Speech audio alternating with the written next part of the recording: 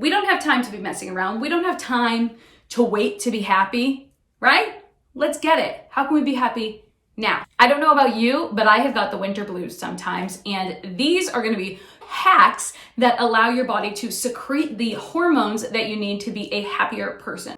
Let's get into it. This is Barely Keeping It Together. What's up, guys? It's Marissa with Barely Keeping It Together, and today I want to chat with you all about tricks to hack your happiness. Now, it is the middle of winter if you're watching this right when it comes out, and even if it's not, we're all kind of like barely keeping it together, juggling life, and happiness sometimes sort of takes the back seat. So I have come up with tricks to share with you that are going to immediately raise your hormone levels in your body and make you a happier person. So let's get into the tricks that I came up with. Okay, so everything I'm going to be talking about today is going to relate back to the hormones that your brain secretes during different things. So I want to give you a quick intro to hormones. Now, let's just be clear, I basically failed biology in 9th grade, so your girl is definitely not an expert on hormones, but just having a quick intro to the hormones is gonna make everything that I'm gonna say later on a little bit clearer. So first, let's start out with dopamine. Dopamine is a hormone that your brain secretes that is the feel-good hormone, and it is your reward system in your body. So when you do something good, you get dopamine, you feel good. Next, I'm gonna talk about serotonin, which is what regulates your mood, your sleep, your appetite, and your memory. So it sort of keeps you going in all of the positive ways. So if you're continuously in a good mood, you get good sleep, normal appetite, those kind of things, that's gonna be from serotonin. And then the third that I wanna talk about is oxytocin, which is the love hormone. Oxytocin is what our brain secretes when we have physical touch with another human being or another being. So whether that be dogs or skin to skin with like a baby right when they're born, really predominant more so in women than it is in men, although we both have it. And biologically, the reason why women get more oxytocin is because we have to have babies and do the skin to skin and the breastfeeding and all those nurturing things. But oxytocin is the love hormone that our brain produces when we're falling in love and we have physical touch with another being. And then the last thing I want to talk about is endorphins. Now, we've all probably heard about endorphins. Their purpose in our body is our natural pain reliever. So if something happens that creates pain, you'll get a lot of endorphins to allow you to get yourself through it. That being said, think about like a workout high. Once you work out and you feel really, really good, those are endorphins that you're getting. So your body is pushing you through something that is naturally painful and makes you feel good. Now, maybe if you're a scientist, differentiating between all of these is important, but I just wanted you to know it's not just one hormone that makes us feel good. And as we get into it, I'll talk about different activities that are going to give you different hormones depending on, what you need. So let's get into the 12 hacks to make you a happier person. And basically in an instant. We don't have time to be messing around. We don't have time to wait to be happy, right? Let's get it. How can we be happy now? So the first super easy, well, maybe it's not super easy, but the first hack that I sort of gave away in the intro is working out. Moving your body, you're actually going to produce oxytocin, serotonin, and endorphins. So you're gonna feel really good right away. Now, personally, I have found out that if I work out harder, I think it's more endorphins, like, I feel so freaking good. Like after an Orange Theory class, I think I've told you guys I could just rule the world. So go and do a physical workout, move your body, do something difficult, and you're going to automatically get those happy hormones in your body. Now, another thing, and one of the reasons that we talk a lot about winter blues is getting outside. There's two components outside that are going to help you be a happier person. First of all, the fresh air and oxygen just is going to make you happier. You're going to breathe it in. It's going to get to your head. You're going to get the hormones. And then second is that the sunlight gives us vitamin D. And vitamin D, along with a lot of other vitamins that we'll get into a little later on, is also going to produce the oxytocin and the serotonin. So you definitely want to make sure you get a little bit of sun.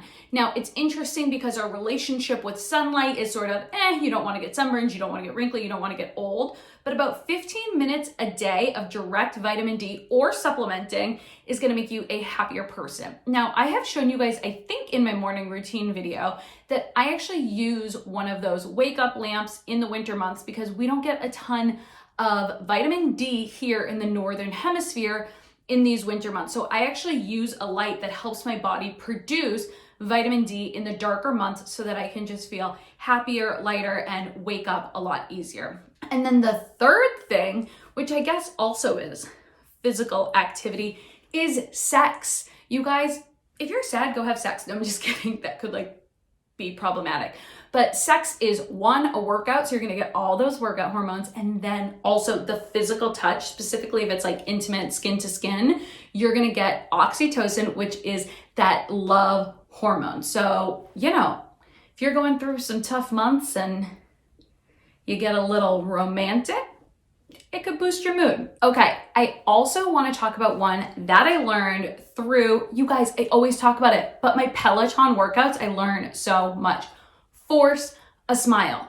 If you force yourself to make a smile, you're actually going to send messages to your brain that you are having a good time, and you'll start getting a little bit of those happy hormones. So next time you're in a tough workout, you're frustrated with the person, I don't know, at the toll booth or the DMV, well, it's COVID, but you're frustrated with someone, just smile and you're gonna start to feel a little bit happier. So try to be super genuine and force a smile that's a real smile, but you will start making yourself feel better if you smile more often. Now, another tip is to have a pump up song. If you have a song that's just your go-to, honestly, you could have 5 songs if you want. If you have a song that is your go-to and you have positive memories attached to it, and when you play that song, you're gonna get those memories and those feelings back, and you're going to feel better from the hormones your brain secretes. Now, one of my pump-ups, I have a lot of pump-up songs to be honest, but one of my favorite workout pump-up songs, at the end of a workout, if I need to sprint, you better believe I am playing Beyonce, Ring the Alarm. Ring the alarm! I've been through this too long, but I'll be damned if I see another chick on your arm. Okay. I doubt that's copyright infringement because it doesn't sound at all like Beyonce sounds, but you get what I'm saying. Now, the next thing is to snuggle a pet. First of all, by the way, do you guys see Blue here behind me as a king? I hope that is the most gorgeous thing you've ever seen. Ooh, I just want to, If you snuggle your pet, you're going to get those same oxytocin love hormones in your body that you would get from human contact. So waking up, snuggling your dog, laying on the couch in the night, petting your cat, whatever it is, if you snuggle a pet, you're going to get oxytocin, love hormones, and you're going to be happier. Honestly, don't pets make everybody happier? If they don't, I don't know. This isn't the right channel for you, honey. And then the next thing is, okay, maybe it's not super COVID friendly, but I think it's very interesting, which is if you do an extreme event like ride a roller coaster or go skydiving, you're going to get a ton of endorphins. Now, one of the things I want to tell you guys about that I've always found very interesting is that if on a first date you go to Six Flags and you ride roller coasters with somebody, you're going to be significantly more likely to, you're going to fall in love with that person and they're going to fall in love with you too. So this can be a good or a bad thing. So I guess if you want to hack somebody falling in love with you, go to Six Flags on your first date, because what's going to happen is if you guys have a coexisting experience where you get all of those endorphins at the same time, you're also going to get oxytocin, and it almost forces you to fall in love. So you could fall in love with somebody who you are not meant to fall in love with just because you did some extreme event on your first date. Events that create those extreme endorphins are absolutely going to make you and feel a lot better. So ride a roller coaster, go to Six Flags, do your thing, as long as you're COVID safe. You know what I mean?